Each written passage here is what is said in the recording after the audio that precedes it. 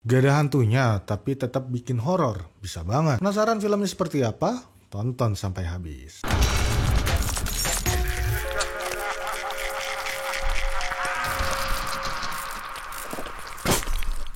Halo semuanya, kembali lagi nih di Yerin Review bersama gue Rinaldi. Di bulan Oktober ini ada banyak banget film Indonesia yang bertema horor yang tayang di bioskop. Bahkan hari ini aja ada 2 film yang tayang bersamaan. Tapi jangan sampai kalian lewatin film Inang yang akan gue bahas lebih lanjut. Karena film ini keren dan anti mainstream dibanding beberapa film horor yang lagi tayang. Tanpa ada kehadiran hantu, namun tetap ada khas Indonesianya, yaitu tentang mitos atau kepercayaan tentang Rabu Wekasan. Ini sekedar info ya, Rabu Wekasan atau Rebo Wekasan merupakan tradisi yang diadakan pada hari Rabu terakhir pada bulan Safar atau bulan kedua dalam kalender Hijriyah. Nah, sebelum memasuki bulan Rabiul Awal atau Maulid. Nah, tradisi ini dilakukan untuk menolak bala atau musibah. Nah, sebenarnya kemarin juga ada film horor yang mengangkat tema kepercayaan pamali atau pantangan yang kalau dilanggar akan membawa malapetaka. Sutradara film ini, si Fajar Nugros, mengangkat tema Rabu Wekasan karena dulu dia kecilnya di Jogja. Dan di Jogja itu kan sangat lekat nih dengan tradisi yang selalu ada selamatan dan beberapa masyarakatnya masih melakukan ritual-ritual tertentu untuk menolak bala. By the way, sebelumnya si Fajar Nugros ini juga sudah menggarap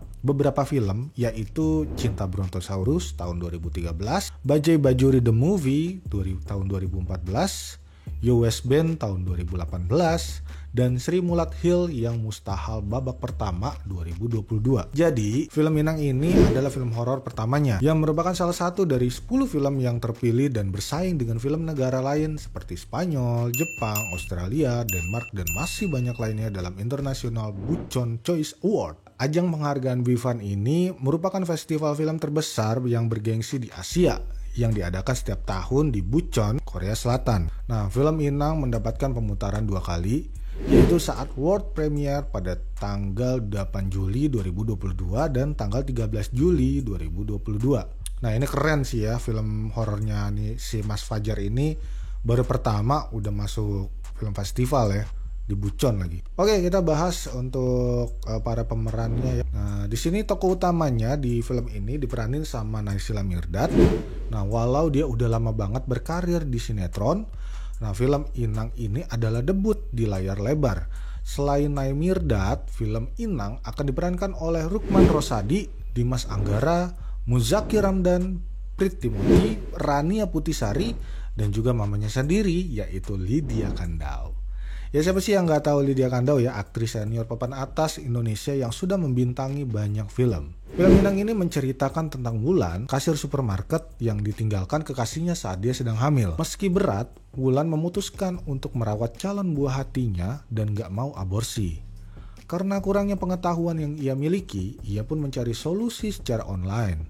Hingga akhirnya Wulan menemukan grup di media sosial yang diklaim pendirinya sebagai tempat berkumpul online bagi kelompok relawan yang membantu ibu hamil yang sedang mengalami situasi kurang beruntung. Berkat info dari grup tersebut, Wulan bertemu dengan keluarga kaya yang bersedia mengadopsi anaknya setelah lahir.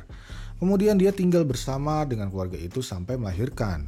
Awalnya Wulan ngerasa seneng karena ketemu keluarga yang baik banget. Tapi lama-kelamaan dia ngerasa ada yang aneh dari keluarga tersebut. Ya kayak ada yang sembunyiin sih. Oke, langsung aja gue bahas yang gue suka dari film ini. Kalau dari segi cerita sih, tema tentang kepercayaan atau mitos udah bukan hal yang baru. Nah, tapi film ini bisa menampilkan cerita yang menarik, plotnya kuat, dan dekat dengan kehidupan nyata.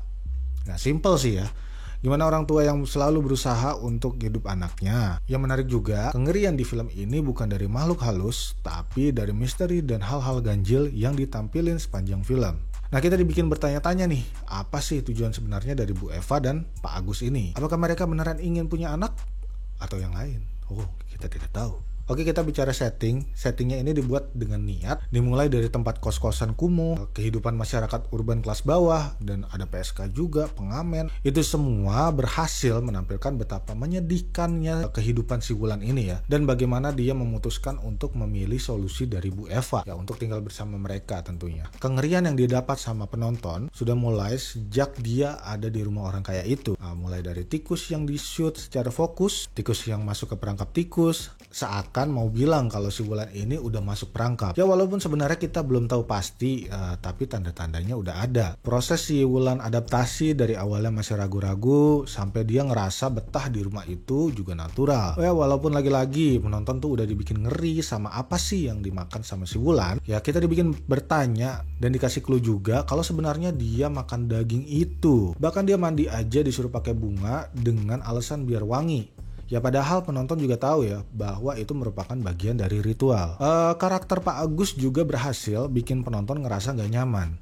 Mulai dari tatapannya, nada suara, gesturnya, cara jalannya tuh dapat banget bikin kita serem sendiri. Sisi misterius yang ditampilin bikin kita tegang sekaligus nebak-nebak nih dia mau ngapain sih sebenarnya. Ya apalagi kita tahu usaha yang dia lakukan biar si Wulan tuh nggak kabur, makin kerasa nih horornya. Banyak juga adegan yang sebenarnya petunjuk bahwa si Wulan ini dalam bahaya. Kayak mereka pas tahu bayi si Wulan bakal lahir di Rebo Wekasan, tapi malah senyum. Ya padahal kan kalau mereka pengen bayinya selamat, harusnya kan mereka sedih kalau bayinya bakal lahir di Rebo Wekasan. Tapi ini mereka malah senyum. Nah, acting para aktor di sini sih udah solid banget. Tokoh utama dan tokoh pendukung benar-benar totalitas banget memerankan peran masing-masing. Ya Lydia Kandou sih udah juara di film apapun ya. Gue juga suka gimana dia bisa sukses mainin emosi penonton. Dia bisa jadi ibu yang sangat ramah, yang sangat hangat, bisa juga jadi wanita yang dingin dan sadis. Ya pokoknya keren banget lah ya Ibu Lydia Kandou ini ya, ibu lagi. Walau film ini durasinya hampir 2 jam, tapi gue sih nggak ngerasa bosen, ngantuk, nggak ada tuh ya. Karena ceritanya mengalir dengan baik, plus misterinya bikin kita penasaran dan nebak-nebak sendiri. Nah di 30 menit awal kalian gak akan nemuin vibes horor sama sekali. Lebih ke dramanya. Kita bakal tahu sedikit latar belakang karakter si Wulan, kemudian mulailah masuk ke inti ceritanya. Gimana sih Wulan akhirnya bisa memilih untuk tinggal di keluarga kaya, bisa diterima dengan mulus, gak terlalu maksa. Nah sutradaranya benar-benar nunjukin kalau Wulan gak ada pilihan sama sekali. Bicara soal jump scare di sini juga cuma sedikit, tapi selalu sukses bikin terkejut karena momennya tuh selalu pas di film ini ya. Adegan gore-nya juga di sini walau nggak banyak tapi sukses bikin ngilu. Nah, gue juga suka nih pergantian dari adegan biasa ke adegan horor yang mulus banget. Kemudian ada scene yang bisa bikin merinding dengan ton merah yang bikin kita juga mikir ini beneran terjadi apa cuma mimpi dia doang. Terus ada adegan vibes yang mirip sama film Midsommar ya, kalau kalian tahu mungkin hampir-hampir mirip lah vibesnya. Terus ditata dengan sebegitu bagus, dengan semua perlengkapan ritual yang bikin kita tuh merinding melihatnya. Scoring di film ini juga benar-benar membantu mengangkat suasana horor. Lagu temanya juga bagus sih, ini gue nyanyiin sedikit ya. Semua bisa bilang sayang. Udah jadi penyanyi gue ya. Itu benar-benar cocok buat film ini. Karena di akhir kita tahu bahwa kasih sayang orang tua ini yang mau menyelamatkan anaknya membutuhkan pengorbanan nyawa orang lain. Film ini menarik sebenarnya.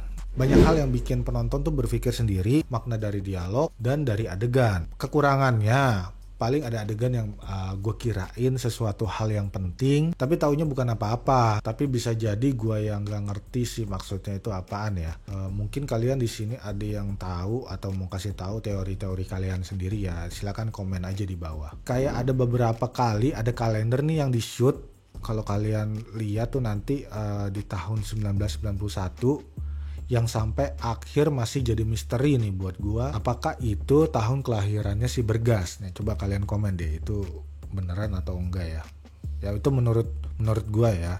Nah, kalau menurut kalian beda ya silakan komen. Nah kemudian penampakan makhluk yang bertanduk rusa, kemungkinan sih itu maksudnya dewa yang disembah sama keluarga itu. Tapi sampai akhir juga gua nggak tahu nih jawabannya apaan. Mungkin kalau nonton 2 kali kita bisa tahu ya, atau bisa ngerti. Nah sedikit untuk penjelasan endingnya. Di film ini kan endingnya tokoh Wulan kembali ngulang apa yang dilakukan keluarga Bergas dulu.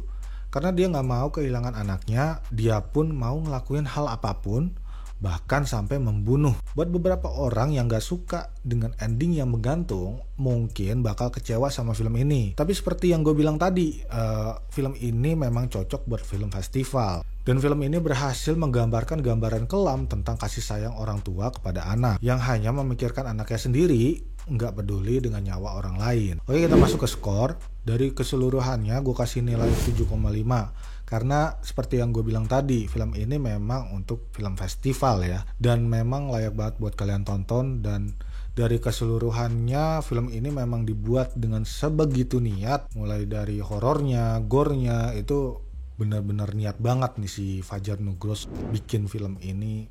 Ya pokoknya bagus banget lah buat kalian tonton. Dari misterinya juga dapet banget, dan pemain-pemainnya juga oke banget gitu. Kualitas dari penyampaian pesan kepada penontonnya juga dapet banget. Dan yang gak kalah penting, ada unsur budayanya juga. Ya kayak tadi ya, Rabu Kasan, terus pemandian pakai bunga. Ya pokoknya semua unsur-unsur Jawa-Jawa seperti itu adalah di film ini. Baiklah, itu aja review kami hari ini.